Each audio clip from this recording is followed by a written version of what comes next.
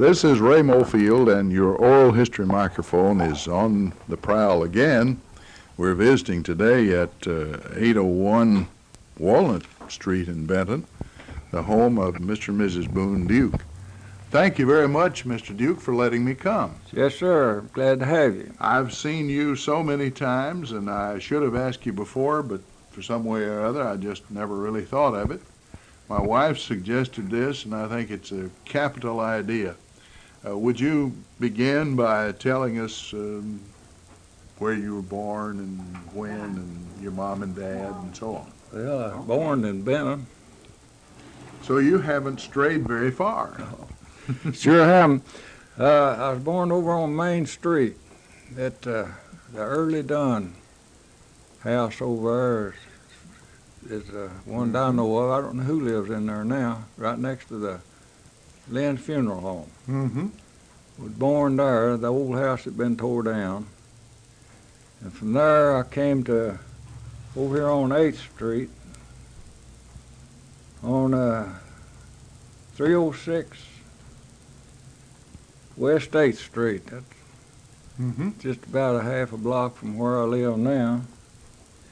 And then from there I went to 316 West 8th Street, right across the creek from where I live, and back to here at 801 Walnut.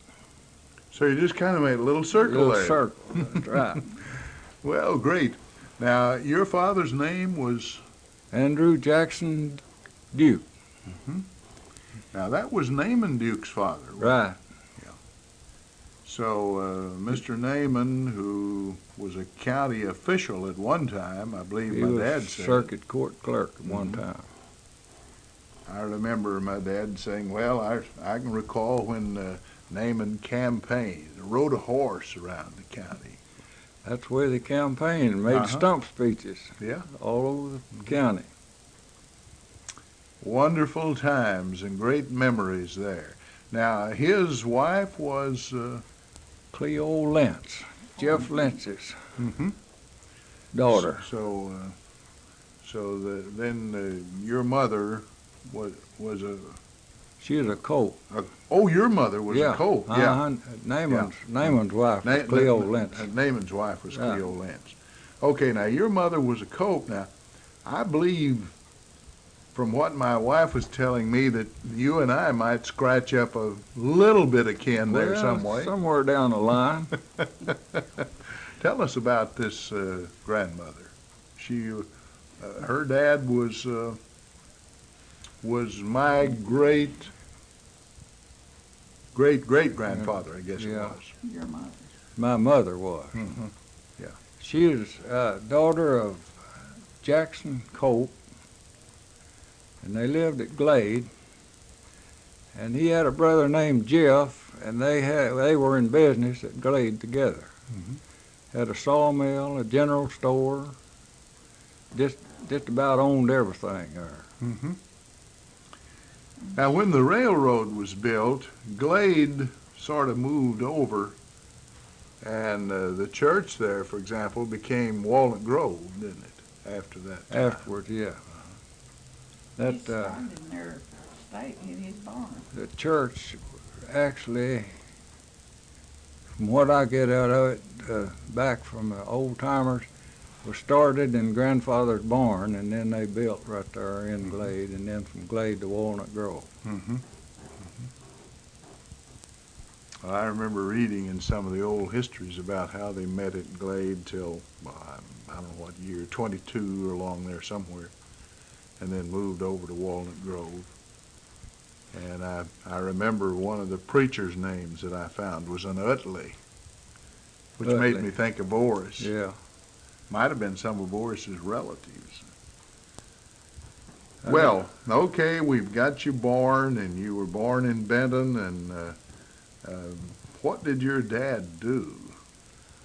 Well, he was just general work, just whatever he could pick up. He was a farmer for a while, and the last crop of tobacco he raised, they put it in the association, and they didn't pay it, didn't make enough out of it to pay the association fee, so he quit. That's kind of like my dad was by cotton. I don't know, I remember we grew a cotton crop in the fall of '26, and that was the last one he ever raised. He liked growing tobacco better than he did cotton for some reason. I know one thing, cotton's pretty hard to pick, wasn't I never did pick any. I don't know. it? Well, of course, I was only 5 years old, so I just kind of played around at it. I barely remember that, but living on Ruby Edwards's farm at Wadesboro. So, being born in Benton, how many were there in the family? You brother and sisters. Now you had Naaman, but I had a brother that was older than Naaman. Was born in '92, and he died in about 2 months of age. And then Naaman. Then I had a sister, and another brother, Boyd, he died in 1918 with typhoid fever, and then myself. Mm-hmm. It was 5 altogether, but one of them died in infancy. Yeah. All right. Now you then went to Benton School. Right. Now you were showing me a picture a while ago of Miss Roberta Cox. Was she one of your That's the teachers? first year I went to school. Uh-huh. I knew her well. Her brother married my mother's cousin, Novita Edwards, Newitt Edwards' daughter. And they moved to Maine and were not around here very much. But she taught at Brewer's, and when she retired, she was around Hardin, and she was in my Bible class. Yeah. Sharp person, very sharp.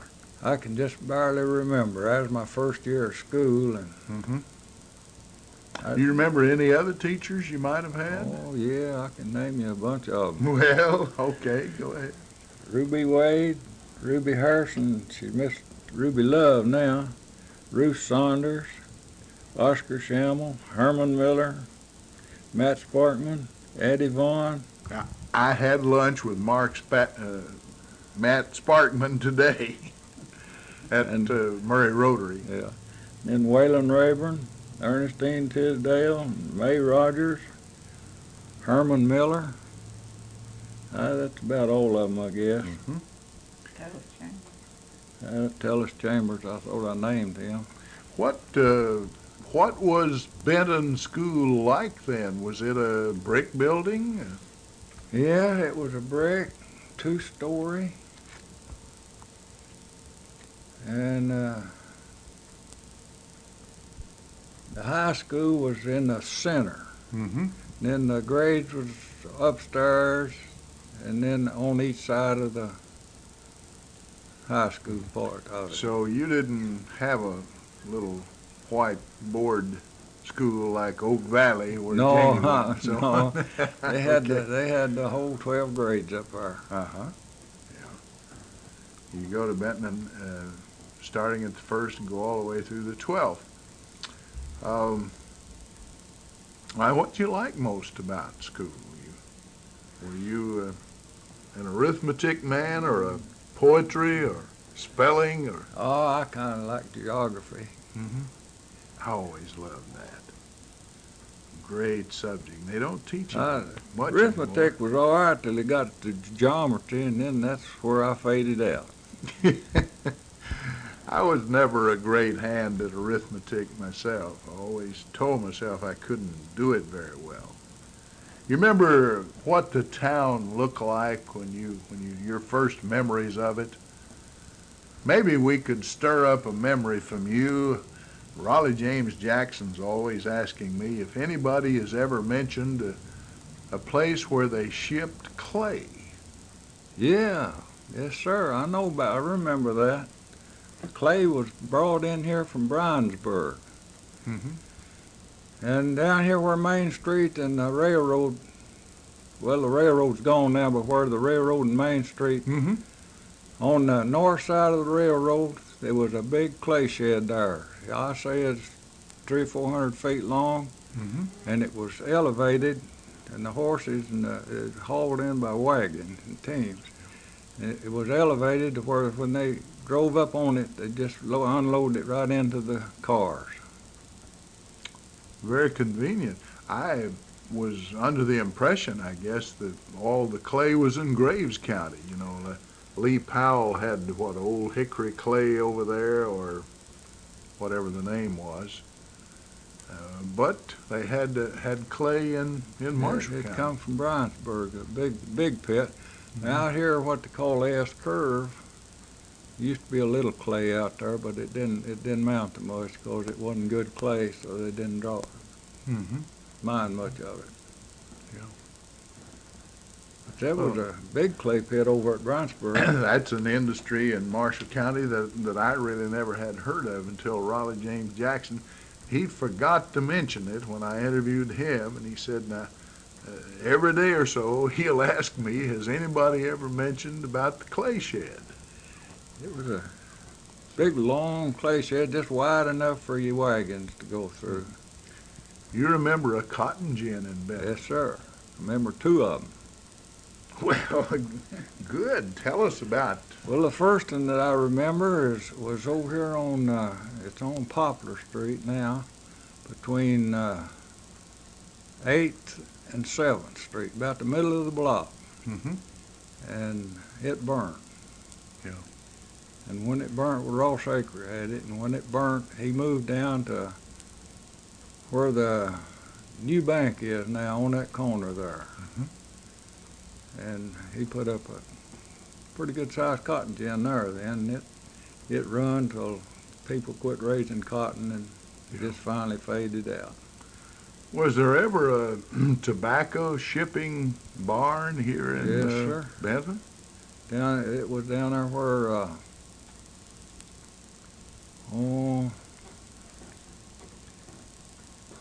long concrete place is. Yes. That's all right down in there. Mm-hmm. And just up the street from that was the ice plant. Coach still had ice plant there, made ice.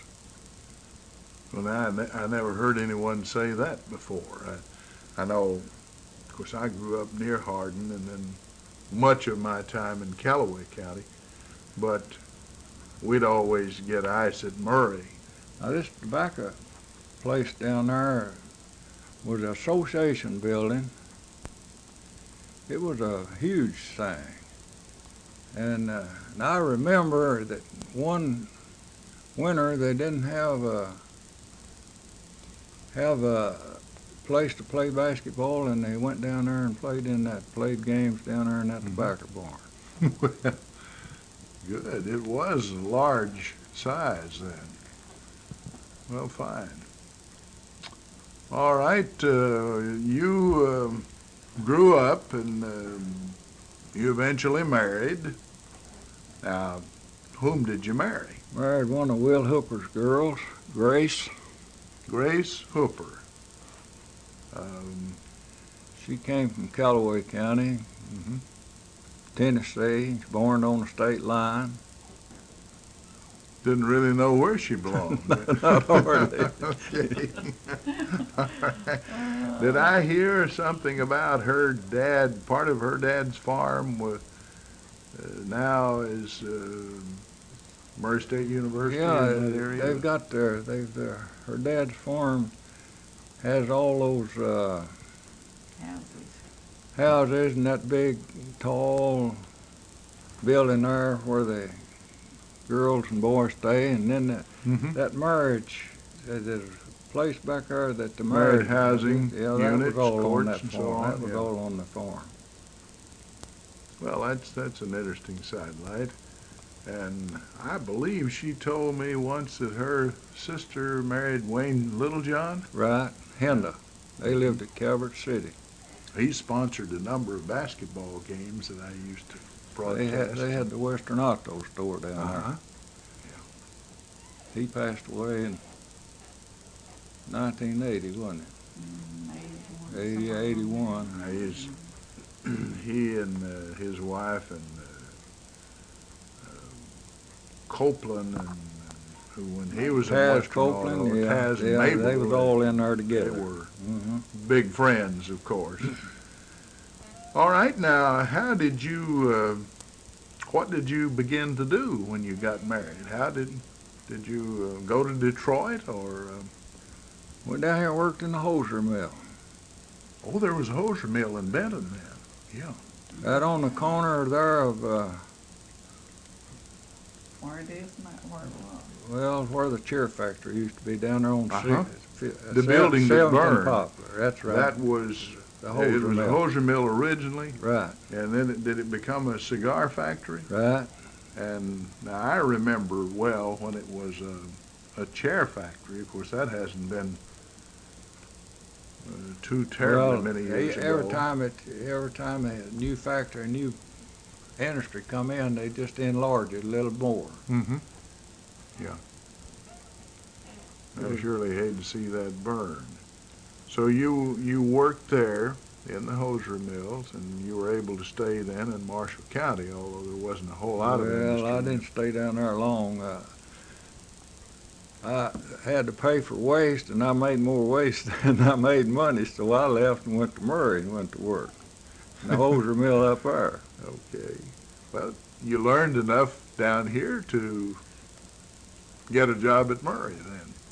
Then after stayed up there a while, and then we moved to Nashville. Mm-hmm. Worked down there.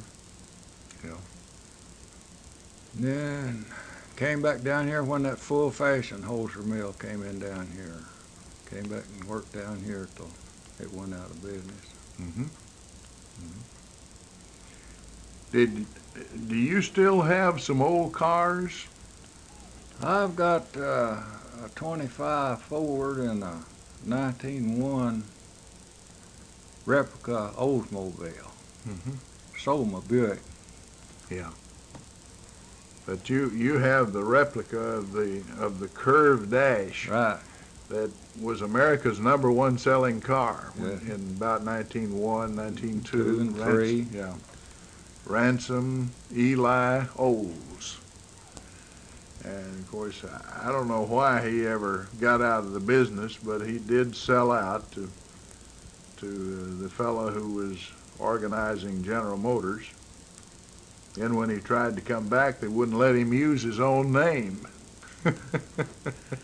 He Billy Durant did that, and then he made another car called the Rio, after his initials, R-E-O. Yeah. I've got a book of his life over about that, about what all he done. He was with Ford for a while, Uh-huh. and then he pulled off. Very talented man. He made a mistake one time, at least one in his life, though. I believe it was about 1910 or 12, along in there, he said, oh, they may make a few cosmetic changes in cars, but everything has now been invented that will ever be invented in automobiles. Might have been in his time. So, but we've had a lot of changes since then. Yes, And, sir, man, there's lots of difference in automobiles now. so, what you say you still have that Ford? What model is it? 25. Is it a touring or a No, it's a truck. truck? Yeah.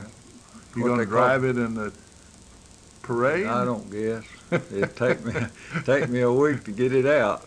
Yeah. You stored it up with a lot of other things. Yeah, I it, guess. it just walked in there and throwed it in the bed and everything. Mm-hmm. Yeah. It's loaded, ready to go. All right. All right, now, we've talked about your wife and where she came from. Did you have any children? Two girls.